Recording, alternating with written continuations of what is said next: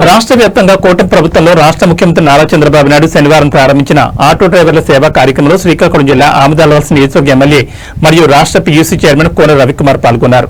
ఈ సందర్భంగా ఎమ్మెల్యే మాట్లాడుతూ ఆటో డ్రైవర్లు ప్రజలకు నిరంతర సేవలు అందిస్తూ సమాజంలో కీలక పాత్ర పోషిస్తున్నారని తెలిపారు. వారి సంక్షేమం కోసం ప్రభుత్వం చేపట్టిన కార్యక్రమాలు అభినందనీయమని, డ్రైవర్ల కుటుంబాల భద్రత, ఆర్థిక స్థిరత్వం కోసం ప్రభుత్వం మరిన్ని చర్యలు తీసుకుంటుందని అన్నారు. ఈ కార్యక్రమంలో అధికారులు, ప్రజాప్రతినిధులు, ఆటో యూనియన్ నాయకులు, ఆటో డ్రైవర్లు భారీగా పాల్గొన్నారు.